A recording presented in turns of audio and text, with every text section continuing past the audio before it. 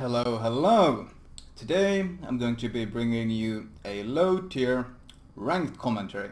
By low tier I mean the tier 5 to 6 bracket, meaning ranks 22 to rank 15. Now for those that aren't aware, I recently made a new account to test some things in ranked, and I brought my almost stock Kongo. I think as soon as I got my first hull upgrade I started playing ranked with my fresh captain on it, and I never lost a star. I got to my rank 15 with a total of 12 battles played, and in general I had quite an easy experience of this, which leads me to believe that especially between ranks 22 to 15, it doesn't really matter what ship you bring to the battle. It's more important how you play said ship, because of course people were able to play rank tier 6 ships and I was playing my almost stock tier 5 and I had no issues basically carrying these games. So I'm gonna highlight mostly my Kongo games, but I'm also going to be very critical of my teammates. Of course I'm also going to give them credit where credit is due, but I'm going to be mostly critical because people tend to make a lot of mistakes at these tiers. And the idea is not to be dissing my teammates, but it's more to highlight to you, the viewer, what you should and shouldn't do, and what are basically bad examples of things to be doing at these ranks. I selected 2 games that I will be highlighting and pointing out things that people should and shouldn't do, and after that I will talk about what I consider to be strong ships for this bracket. Not that I consider it that important, but people tend to ask me that question quite often. Anyway, let's move on to the first game. Right, this is my first game in ranked. I think I didn't have my speed upgrade yet on my Kongo, or actually, did I have it? I think I might have it. I'm fast enough that I actually might have it here. The ranks on both teams are around 17, 18. I think this is my first game, so I don't actually have a rank yet. But you saw the first thing I did was write in chat a basic game plan.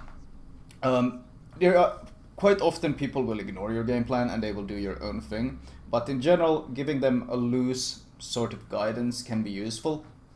In this case, I mean anyone can do this because these people don't even know who I am. I'm just Umalf, so they have no idea who I am, so anyone can obviously do this since it worked for me. You don't have to be pushy, I don't recommend giving any sort of complex things, just say your recommendation. In this case I said let's capture B and then slowly push towards A. Very simple. We take one cap, we slowly push towards the other. Now, first of all, there's a lot of cruises, of course, and a lot of multiple Königsbergs, Omahas, the usual stuff you tend to see at this rank, minikazes, whatever. Okay, first mistake. That New Mexico, you can see him way south of me, behind the island. He's way too far away. You should never be sitting this far away. Second of all, he wasted his volley on a cruiser. He no longer had him targeted, so he wasted his volley, whereas I saved mine for the time he spotted a second time. If you don't have someone targeted at that long range, it's unlikely you're going to hit anything, and when you shoot you will massively increase your detection range. Okay, that's not that big of a deal if you're this New Mexico, but he's sitting too far back. He should be with his cruisers. It's very important that when you play a battleship in ranked, you support your cruisers. You can see that I'm basically right behind my cruisers. I'm bringing my massive battleship firepower close to the cruisers where I can support them well, whereas my New Mexico is sitting way too far back. He's sitting at I5, which is too far back. Second mistake, this Omaha. He was detected, but he still slowed down and he still gave me a broadside. First of all, if you are detected in a cruiser, you should never be showing broadside. Never ever be showing broadside towards any battleships. Or in general, if you don't know where the battleships are, you shouldn't show your broadside towards their general direction where the enemy team is. If you see that most of the enemy teams, the battleships will probably not be far behind, so showing your broadside towards that area is a bad thing. As a cruiser, your job is mostly to survive as long as possible. The longer you stay alive as a cruiser, the higher your value in the game is. Basically, less players there are, and the less combatants there are, the more effective your cruiser will be. Okay, let's point out another mistake, my minikaze. Rushing the cap and taking the cap, that was a good thing. Now he's pushing up F8. This is a terrible thing. He shouldn't be pushing up solo. because might get ambushed. We don't know where the enemy DD is. He might get spotted by the enemy DD. One of the cruisers might pop up and support the enemy DD. He might get killed for no reason. And most importantly of all, he's no longer supporting the team. He should be sailing between A and B and scouting for us, spotting all these enemy cruisers. You see we don't have any vision of them. They keep popping in and out of vision and such. He should be sailing between A and B and constantly scouting, giving us vision. As a DD in ranked, your job is not so much to be doing damage. Your job is A, to be capping points, B, to be exerting, by capping points, you can also be exerting pressure on the enemy cap, forcing them to basically come push you away. But most importantly of all, you should constantly be scouting for your team. You should be letting them know possibly where the enemy DD is. That's not entirely necessary, but that's of course part of it. But most of all, you should constantly be giving us vision of what the enemy team is doing. You should be scouting possible torps coming your way, constantly like keeping us up to date on enemy movements, and meanwhile you can of course constantly keep torping them. Instead he's run off on his solo mission. So what this DD is doing is obviously a huge mistake. You shouldn't do these kind of flanking missions. This is the kind of stuff you do in random battles, but you shouldn't be doing it in ranked. You should be sticking fairly close to the team, but still far enough ahead that you can scout for them. Now, another point, our New Mexico is still playing way too scared. You can see how far back he's sitting compared to me. I'm trying to bring my... I know that the dispersion on battleships is unreliable, hence why I'm pushed up far enough that I can bring my firepower actually to bear to deal some damage. Whereas our New Mexico is still sitting way too far back for no reason whatsoever. Second thing, our cruisers are now all going for this flank. They shouldn't be rushing, they shouldn't be pushing. You shouldn't be leading a charge as a cruiser. You don't need to. Use the terrain to your advantage, sit behind rocks and spam and such. This Königsberg in front of me, he's misplaying. You can't push. This is basically a Königsberg trying to lead the charge into the enemy. He sees a low target, or low HP target, so he's trying to rush in and finish him, which there's no need to do. We have plenty of time. We have another 14 minutes of game time. We already have the HP advantage because of how low they are. That guy would probably, either he would have been completely pushed out of the battle, which would have given us an advantage in firepower, or he would have eventually died. So this guy going all in just to try to secure that kill was completely unnecessary. There was no need. He's going to die for sure. He has no escapes. He has no... If the DD was here, the DD could of course... Optimally, the DD would have been there and would be able to smoke him up and save him from his mistake. But our DD is, as you can see, still on his own mission, off on his own. Their enemy DD made the same mistake and got killed. This is very common, but you should try to stick as much as possible with the fleet. Here we had another, once again, you saw Cleveland, he gave me full broadside. He knew where I was, but he was still giving me broadside. You might notice that I'm constantly keeping myself extremely angled against both New Mexicos. In fact, if I'm showing broadside like now against New Mexico, it's probably because I've happened to be mid-turn, or I'm very far away, or his guns aren't even aimed at me like in this case. But in general, I will always keep my ship extremely angled against enemy battleships. It's something you should keep like as a rule of thumb. Where are the enemy battleships? Am I angled? Yes? Okay, good. No? Fucking correct it. Correct your mistake. Now, once again, both my cruisers are out in the open and pushing. Why? We already have a point lead. There's absolutely no reason to push. This is something a lot of low tier ranked players don't understand. If you got an advantage, that means the enemy team has to come to you. You're basically at a stalemate situation, except you have the lead, which the enemy team has to push into you. There's no reason for you to push into them. And as a cruiser pushing into battleships, you're generally going to have a bad time if he has any idea how to aim. So in this case, luckily that New Mexico doesn't have much of a clue, so this actually works out. But this is fundamentally bad play from both the cruisers up north and the DD up north. Now, the best playing cruiser right now is the guy who's basically sitting behind the islands and just spamming HE, but sadly, of course, that doesn't last long because he decides to push in as well. Instead of sitting behind his islands and just abusing the terrain, like ideally all these cruisers would be hiding behind all these islands. Our Minikaze would be between A and B giving us vision, and we would be sitting in cover and just spamming HE and spamming shells at all these targets, and they couldn't see us, we could see them because we have a DD advantage. So they are unable to scout us, whereas we would be able to scout them. That would be the optimal situation. But of course, people at this tier don't really know how to be playing ranked properly. So you kind of have to adapt. In this case, I make the best possible use for my team as possible. In this case, I try to put myself in a position where I can deal the most damage while staying as safe as possible. You notice I'm constantly keeping some islands between me and my targets. I have some escape routes possible. In this case, I'm pushing a bit more aggressively in between the islands, but I have multiple escape routes always. I can at any point turn north. If I find myself taking too much damage, I can just turn straight north and sail up between the islands up to the rest of my fleet. I'm basically trying to keep myself. You always have to keep. Always have to take into account the worst possible situation and have yourself an escape route ready if you're playing a battleship, because it's all too often you find a battleship basically in a position he can no longer escape from, basically a guaranteed death situation. You should never let yourself get into that position. Let's see if I can actually finish off this. No, he's angling. He was smart enough to actually angle away.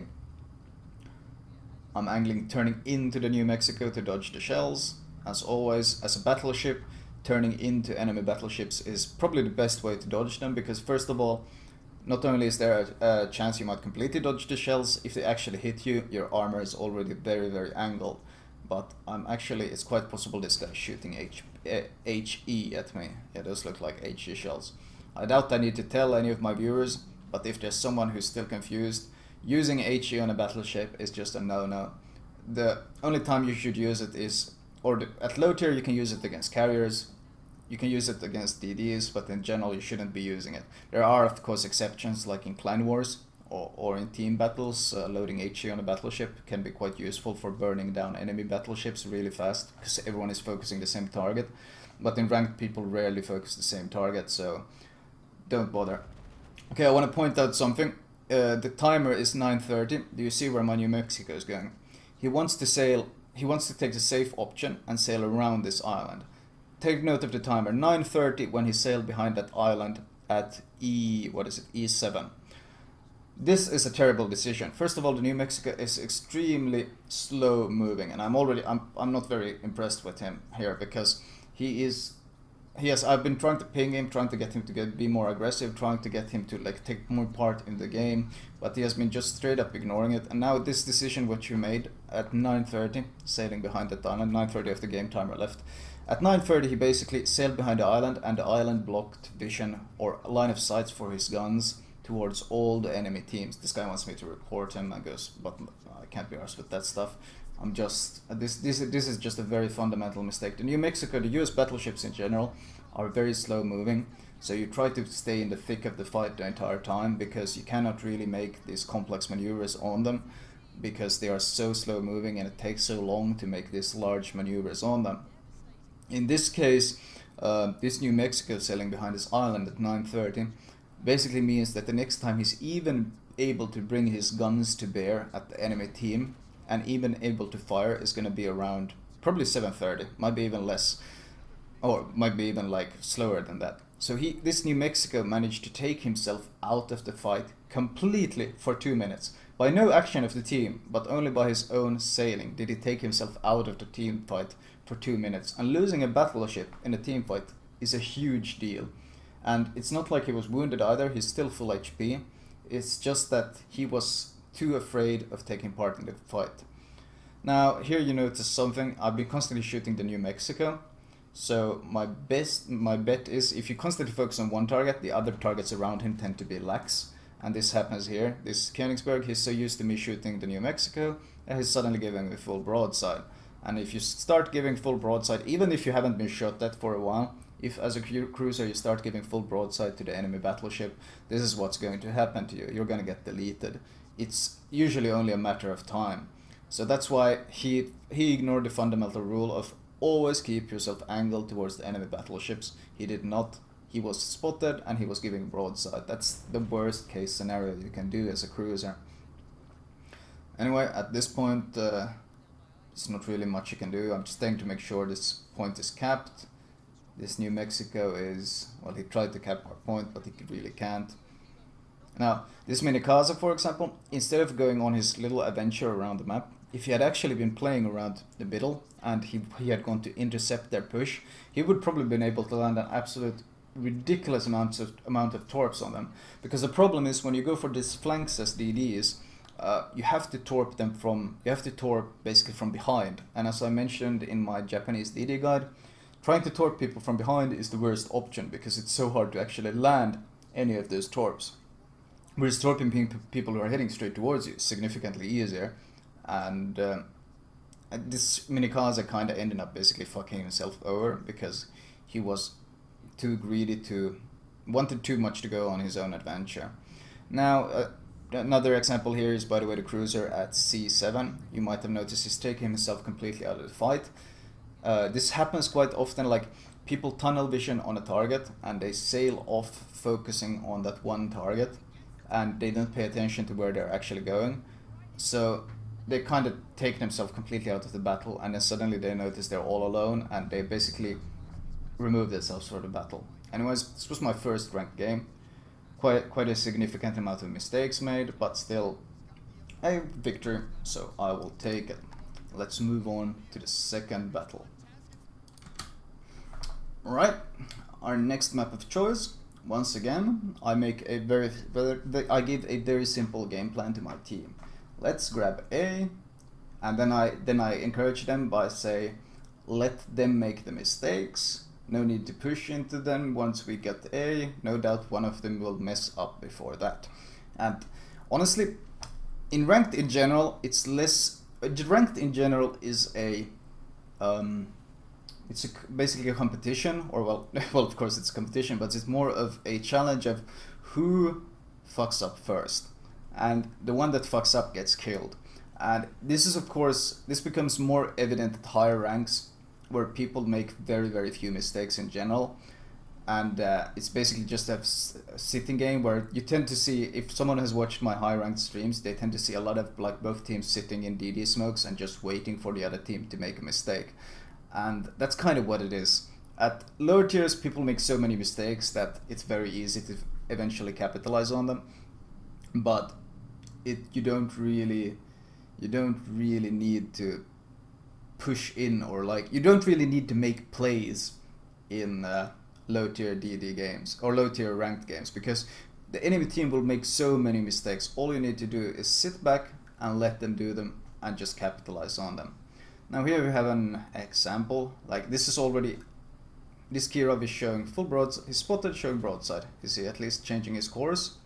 First of all, Kirov is one of those ships I would never bring to ranked. Okay, he's angling. So this is good. He instantly turned into me, so he avoided the shells. That was a good play by him. In general, the enemy team going for A, I don't really like it. I think if you spawn on the other side, I prefer going for B. It's more open form of attack, whereas it's much easier for our team to defend A. We get to A. You can see basically they have these two chokes they have to push through to get into A, and it's very easy to punish them trying to push through those. Okay, he pushed in too aggressive on a cruiser. You cannot do this on a cruiser. That's just a big mistake. Instantly deleted. A Kirov especially is a very thinly armored cruiser, but in general you should never be pushing up. You see how far I'm pushing up? That's because my Minikaze played very intelligently. He pushed right into cap and he's scouting for me. I know that there can be no torps heading my way, so I pushed up almost right behind him, and I was able to punish that cruiser because of it. And of course I'm gonna also help him with the DD, because why not? Might as well. You can do nice chunks of damage on DDs. 2 big hits. You notice that they say pins, not over penetrations. That's how I know that they are significantly damaging hits and not just small glancing blows. Now of course, because of the enemy Kirov being deleted, the enemy team, well, first of all, they're in disarray and they are making a misplay. The best thing they should have done here is cut their losses and just regroup and go for B. Instead, they're panicking and they're kind of trying to flank around. Okay, here I tell the team, let the dumbass enemy sail away and just turn around to the right and take the caps. This is called map control. We at this moment have perfect map control. We have forced them out of this entire central area where both the caps are. They are in general zoned out by the terrain. They are unable to shoot us. The only places they can enter is basically this gap on the left. So we can sit back and let them try to enter and just basically pick them off one by one and let them come to us. This Cleveland, on the other hand, he goes to intercept them. Why? There's absolutely no need to intercept them. We have the lead, we have the map control, we can sit back, take control of B as well. They have one Minikaze. We have already, our DD is already going to scout him, and we got a cruiser supporting. We're gonna take B very, very soon. There's no need to do what this cruiser on my left, this Cleveland, is doing, and basically go and intercept them. The enemy team has zoned themselves out by basically turned the wrong way, so they zoned themselves completely out of the battle. So there was no need to go and challenge them. We can just, I could basically turn my engine, sit here and let them sail into my crosshairs, because there's nothing else the enemy team can do because of their decision making of going the wrong way. In general, if you are in doubt of where to go, sailing between the two caps, positioning yourself between A and B, or if there's a map like ABC, then you position yourself at B. Basically, you want to take a central point of control, especially as a battleship. Just take control of the map, help support your team everywhere. In this case, well, this Cleveland's probably going to die because of... Wait, he's still alive? How is he still alive? I'm actually genuinely surprised. Well, my DD cruiser duo killed that Minikaze at B. I mean, what was he supposed to do? He was being scouted by a DD and hunted by a cruiser. So those two played very well in hunting him down. That was very smart. The cruiser understood to support the DD, and together they went and got rid of the DD that was isolated, and they captured the point. So once again, we still have great map control. I'm not in a hurry to move anywhere. There's no need to do anything. I can just sit here and let them come to me. Now you see this cruiser on my right. He's not trying to pick a fight. Like, why they have to sail into your crosshairs? Stop sailing into theirs. There's no need. Just sit here and let them come to us. Which is basically what I'm doing. I'm just sitting here. I'm letting this Fuso sail into my crosshairs. Why would I do anything else? Fuso sails in, it's an 18k volley. This is a tier higher battleship. You notice how angled, extremely angled I am towards that Fuso. Like, he shoots me back, but because of my angle, I bounced most of it. He did, what, 3k damage? That's it. Not a big deal. Because I had the chance to position myself perfectly, angle myself perfectly, basically leave myself at very little risk of actually taking any damage. Now this Königsberg, once again, I said it before, you don't push him first with a cruiser. You can't take the hits. Bam, instantly deleted the cruiser. You just don't do that. Especially if you're detected. It's one thing trying to sneak around undetected, but this Königsberg was obviously detected the entire way. So that was the equivalent of straight up suicide, what he did there, pushing into us. Now they are still completely out of position.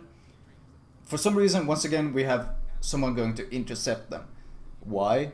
You see this New York, he isolated. There's no way any of us, the rest, you see where the cruisers, you see where DD is, you see where I am.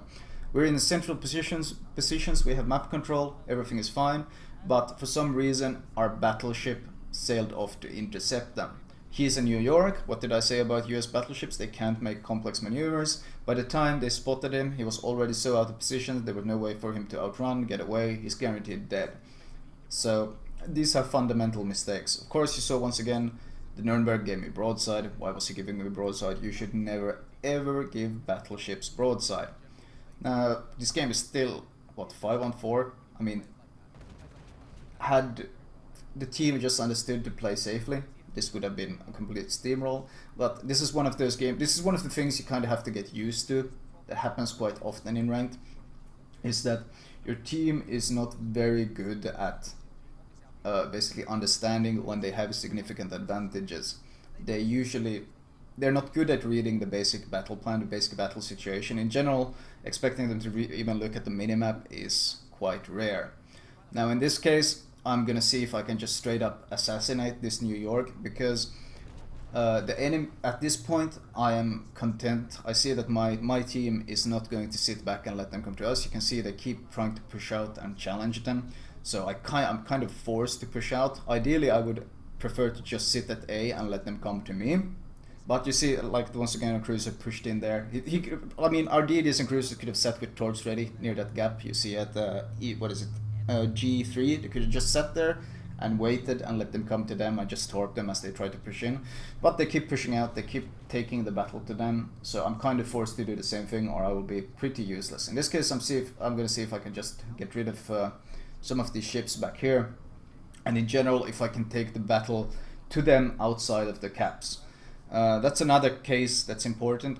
If you have to fight, if you're in a situation where you have to fight the enemy, make sure you fight them away from the caps, provided you have cap control. If you don't have cap control and map control, then you of course you want to move the battle to the caps where you can contest them. If you sail into a cap that the enemy is controlling, they stop generating points. Whereas if they're left uncontested as they are now, then they're constantly generating points. So that's why I'm happily moving out, taking the battle to these guys. I mean, I don't mind. I'm not going to die anytime soon, so I don't mind like occupying two people here who are both focused on fighting me, while both of these caps are like, ticking in points for me, basically non-stop. So whatever, like let them fight me, let them shoot me. You see how many points I'm regenerating here, or well, generating in general, just because we have full map control. Luckily, the cruiser and DD, these two combo of this cruiser and this DD in general have been playing this game very well. They were the ones who hunted out the DD. They were the ones who have been basically playing quite safe and just holding down the fort. I aimed a bit too high here. I should aim slightly lower. I might have been able to one-shot him, but it doesn't matter because you see how many points we're generating. Like, he barely will have time to shoot back at me before the game ends, will he? No, he didn't even have time for that. And the game ended. So, this was what? Yeah, this was my rank. I think this was the battle right after this one. I can't remember. I've kind of like... I forgot to record a few of the battles. But in general, these are fundamentals of how you're supposed to be playing in this ranked. I mean, some people learn it, but some people refuse. Hopefully my viewers will be one of those that will take some of this advice to heart. Finally, some ship commentary for this. Note that this is only for bracket 5 to 6. Personally, I would probably pick the Nicholas instead of the Farragut, simply because, yes, the Farragut has slightly more firepower, but the Nicholas has 6.7 kilometer concealment as opposed to the Farragut's 7.6. Both will work just fine. Personally, I would just prefer the Nicholas for the better concealment. Japanese DD wise, I think it's pretty much the same case. The better concealment will, if provided you play it like I said, you use it for scouting the enemy team and so forth. 6.2 detectability. How's the firepower? Let's see, 6.7, and this is, well, both are 6.2, but the firepower is actually significantly better on the Mutsuki. Oh wait, you give us so much firepower for that? Huh? I don't know. This is kind of close. In general, I think, especially at this low tier, I think US DDs are just better than Japanese DDs, like in ranked type, because you're able to deal so much more damage, and you're still able to torp, but you're able to deal so much more damage with your guns. And basically, in higher tiers, the Japanese DDs can actually put up something of a fight, but in these lower tiers, the Nicholas and Farragut just straight up shits on Japanese DDs. So I would prefer them. But I mean, if you want to play, there's nothing wrong with playing. As I said, as long as you're playing your ship correctly, you can pretty much play anything you like. Cruiser-wise, let's see. Aoba is no doubt going to be... Aoba is a very strong cruiser. It's got a fairly large citadel though, and I think with the Budyoni being added, the Budyoni is probably the best cruiser right now for ranked. And another option is naturally the Cleveland. If you face a lot of CVs, like the Cleveland is still the king of anti-air at T6, so Cleveland, Budyoni, maybe Aoba. Ships that I would cruisers that I would straight away recommend against is Kirov. It's too paper, you will just get deleted. Same issue with the Omaha, just got too much of a citadel, too thinly armored. You might have seen in my Omaha commentary how easily I'm able to citadel other Omahas. And Furitaka, I think it might be too limited by range. That might be one of the key issues on the Furitaka.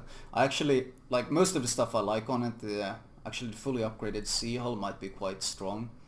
I think the Furitaka might be better at T5 than stuff like Kirov's and such in ranked, simply because it's not as easy to citadel. The damage it pumps out will be less, of course, than a Kirov, but it's not going to be nearly as vulnerable as a Kirov. I think Kirov is honestly one of the worst. Kirov and Omaha probably the two worst ships to bring to ranked. I don't rate Königsberg very high either because of the thin armor. So those are the ones I would kind of shy away from. Battleship wise, honestly anything goes, but honestly I think any battleship is going to be pretty fucking great in ranked.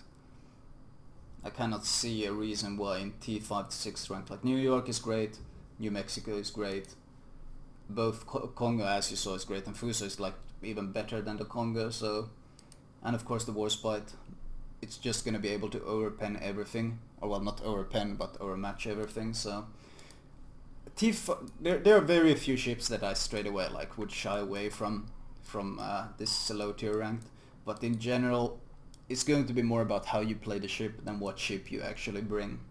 Anyway, this was my, well, damn, this went on for long. This was my surprisingly lengthy low tier ranked commentary. I hope you enjoyed it.